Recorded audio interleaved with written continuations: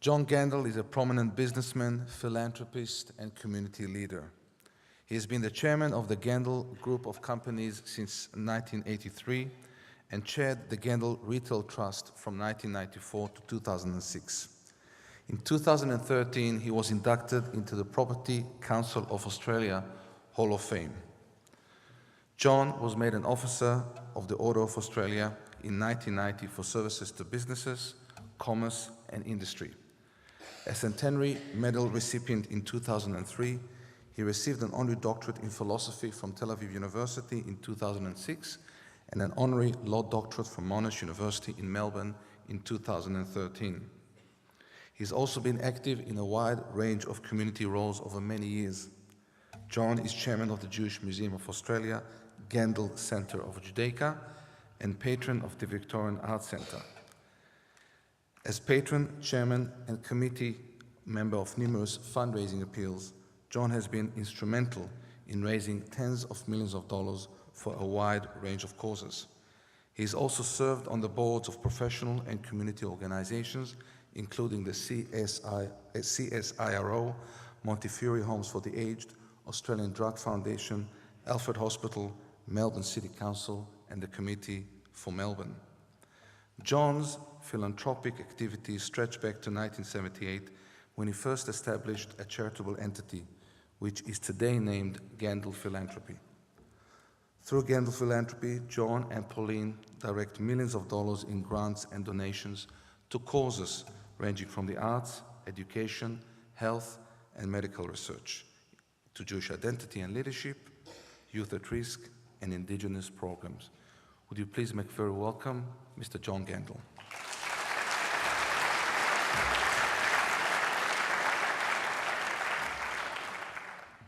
Thank you, Dvir. Large crowd. I hope everybody at the back can hear. I don't mind if you don't see, because those photos of me on the screen are pretty horrible. Rabbi Cooper, Nick Stakos, member for Bentley, representing Robin Scott, Minister for Multicultural Affairs, Philip Dalidakis, member for Southern Metropolitan Region, Minister for Small Business, Innovation and Trade, Graham Leonard, who of course everybody knows, AM, Commissioner of the Victorian Multicultural Commission, Dvir, of course, Abramovich, Chairman of ADC, ladies and gentlemen, and most particularly friends, and I think I can count most of you as friends. It's good to be here tonight in this crowd, and I welcome you one and all to the 2015 annual ADC Gandel Oration. You may recall that last year we hosted the US Ambassador John Bolton to a full house oration. And I'm very pleased to note that this year is no different. In fact, and very much to the credit of our community and the respect for the work done by ADC, I'm really proud to note that this is the third year in a row that the Gandel Oration has been a sellout event.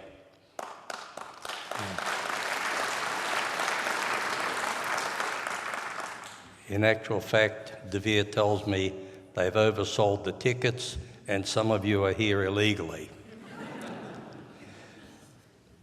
Also, this year is no different when it comes to the credibility and public profile of our 2015 Gandel orator, Rabbi Abram Cooper. Rabbi Cooper was born in New York in 1950, and he attained his BA and MS from Yeshiva University and a PhD from the Jewish University of America. He's a recipient of Yeshiva University's Bernard Ravel Community Service Leadership Memorial Award and of the Orthodox Union's National Leadership Award. Huffington Post refers to him as follows, and I quote, "Since 2007, Rabbi Cooper is listed by Newsweek amongst the top 50 most influential rabbis in the United States."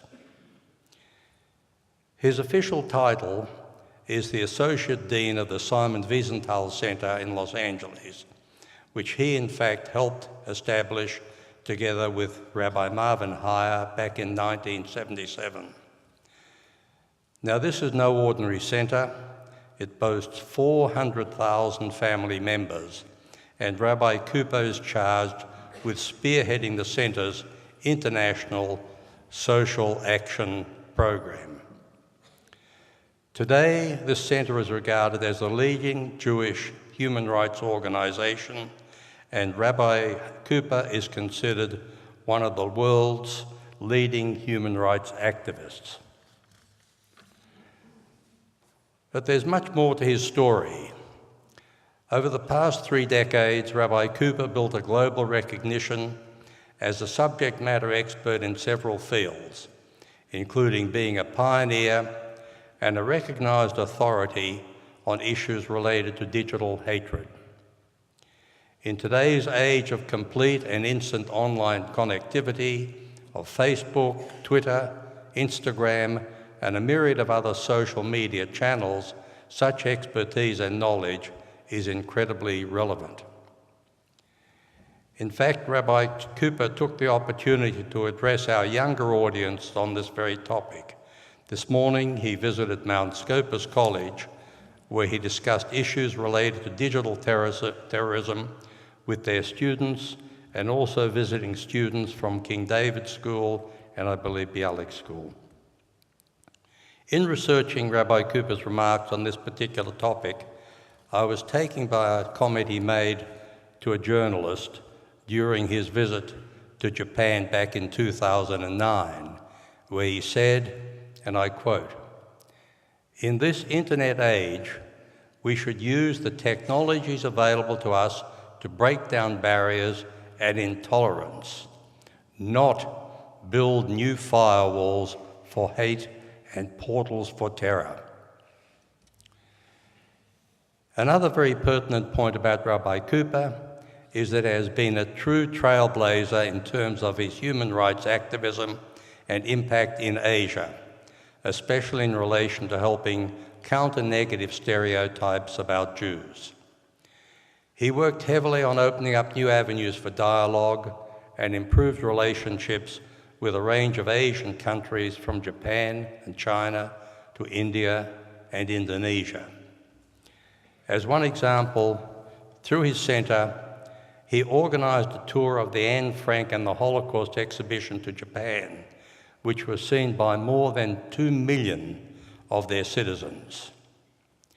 Furthermore, he developed a close and productive relationship with Abdurrahman Wahid, the former leader of our closest neighbour and the world's most populous Muslim country, Indonesia. There are also a number of links between Rabbi Cooper and Australia. For instance, Rabbi Cooper hosted our former Prime Minister, John Howard, at the Simon Wiesenthal Centre in 2008, where the PM spoke about the lessons of hoping to avoid conflict through appeasement in the context of global Islamism of today.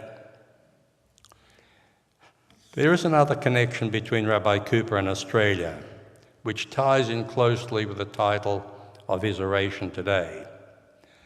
The notorious Australian Holocaust denier, whose name I'm embarrassed to use, Frederick Tobin, mentioned his encounter with Rabbi Cooper at the Simon Wiesenthal Centre in 1997 in a few documents.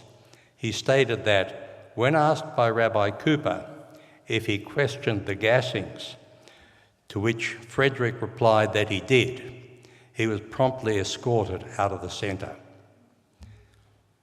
Rabbi Cooper, as we say in Australia, good on you, mate. Given all these connections with our country, it's a surprise that you have not visited us for a very long time. In fact, if the internet is to be believed, your last trip to Australia was way back in 1982, more than 30 years ago. That is why we're even more pleased to have you as our guest and to hear you talk about global anti-Semitism, Holocaust denial, and the war against Israel. Ladies and gentlemen, I'm delighted to invite Rabbi Abram Cooper to deliver the 2015 ADC Gandel Oration. Please join me in welcoming to the stage.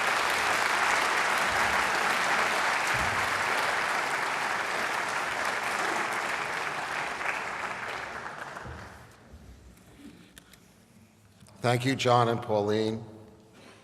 And last night we had the opportunity to meet the Gandel philanthropy team, impressive people. And of course, thanks to the ADC and the leaders. Everybody here tonight is a leader, and I've tried to structure my presentation tonight on the basis that we have leadership here.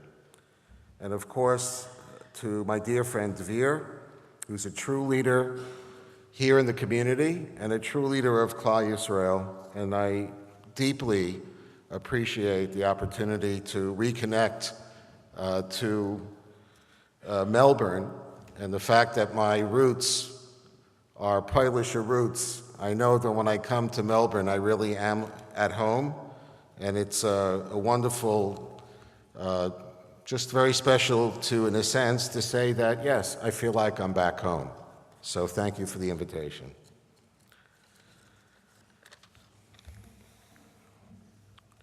Last year, I had the opportunity of opening our Courage to Remember Holocaust exhibition in Atlanta, Georgia, a few feet away from the crypt that holds the remains of Martin Luther King Jr., the great American civil rights leader, martyr for freedom, and who, by the way, was a great friend of Israel and the Jewish people. Standing next to me was an African-American state senator, like myself, born in New York, now living in Georgia. He was scheduled to speak on the program. And he pulled me aside and he said, "You know, Rabbi, I have tried for the last 20 years to trace my roots. And I managed to get all the way back to 1852 to a particular plantation in the South. And I'm pretty sure I knew who my great-great-grandparents were. But any attempt to go further back was a failure." He says, "Rabbi, I feel incomplete.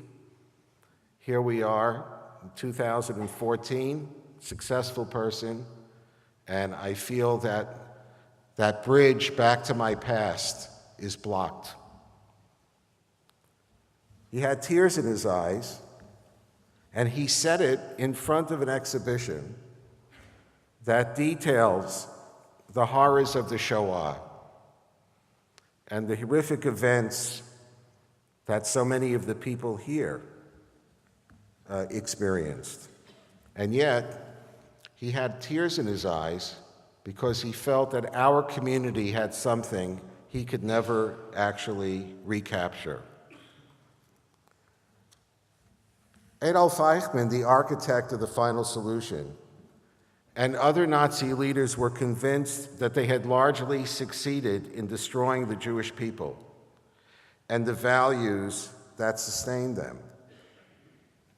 It was true, he told someone before he was recaptured, that a remnant, a few Jews had survived, but he knew, because he was the Jewish expert of the Nazis, that they had eliminated a generation of teachers, a generation of children, 1.5 million Jewish kids. And so, in effect, it wasn't just Jewish people who were killed. He felt sure that Judaism itself had been exterminated, that the Jewish people was finished. But that's not the case. How wrong Eichmann Yamach Shemo was.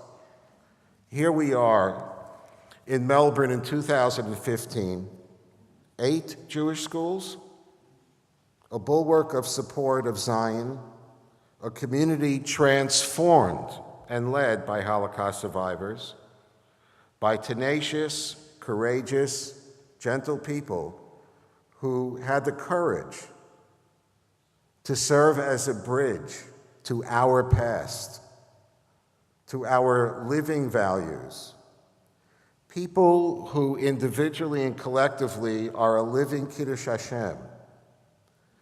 Individuals who had every justification to turn their backs on the world after World War II, but who instead chose life, brought Jewish children into the world despite what they had experienced, and who have helped all of us to build a future by never forgetting the past. The Belzer Rebbe famously said, quote, "Every survivor has been accompanied by malachim on every side." He said that every survivor who came through the Shoah must have had special angels protecting them. Friends, I would like to ask our malachim here tonight, our survivors of the Shoah, to please rise for a moment and be acknowledged for the Bonei Olam that they are. Please, every one of you who's a survivor of the Shoah, stand and be recognized.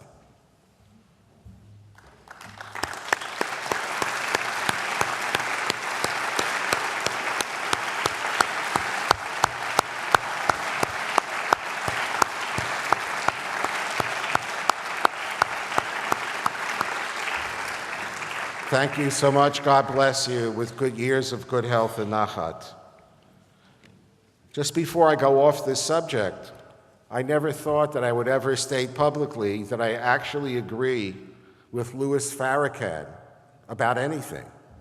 Louis Farrakhan is the head of one of the African American groups in the United States, and almost every year he makes it to our top 10 anti-Semite list.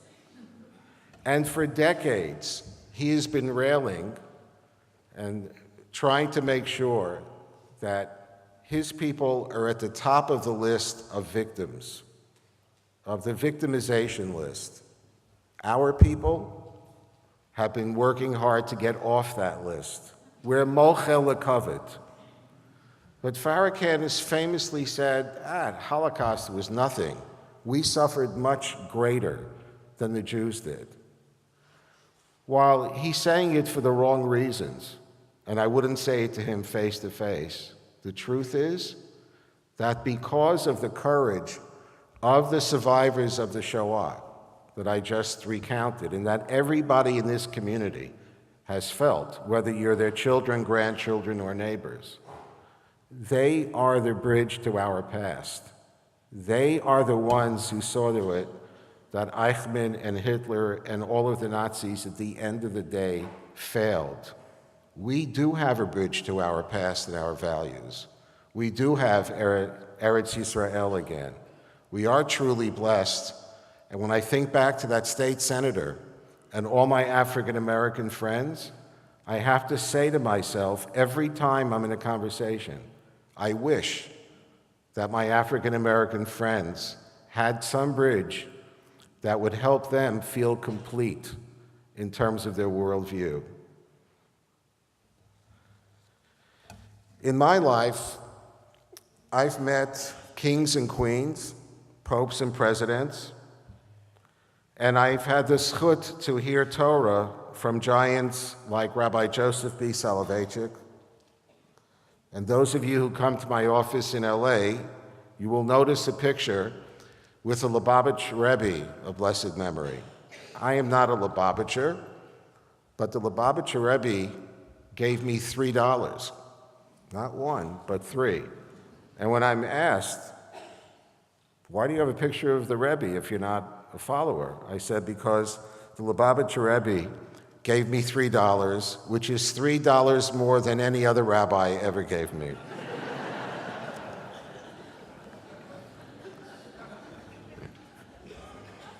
So they say, V'hamevin yavin. But probably for me, the most important experience I ever went through was a 4-week visit to the Soviet Union in 1972. I spent Shabbat Shuvah, Yom Kippur, and Sukkot in Moscow, Rostov, Baku, Tashkent, Alma-Ata, and what was known then as Leningrad. And that was an experience that changed my life forever. because it was there on almost a daily basis that I was exposed to refuseniks. I was exposed to Jews who were my real teachers in terms of Jewish values and commitment to Klal Yisrael. They were my teachers, despite the fact that most of them could not recognize an aleph from a bet. I watched in awe as these brave individuals in the height of the Cold War gave up everything to strive for the impossible dream of Aliyah. My late father, Isaac Cooper Zatzal, who was a second and third grade teacher in Jewish day schools in New York for 41 years, a master teacher, taught me over and over again the adage of Mikol Milamdai Hiskalti, which means keep your mind open to learn from everyone that you meet in life. But of all of the masters, the teachers, the diplomats, the politicians, the icons, and yes, the Hollywood stars, I do live in LA, that I have met, there is one man, one akshin, a hero who stands out and above the rest, and of course I'm referring to Simon Wiesenthal.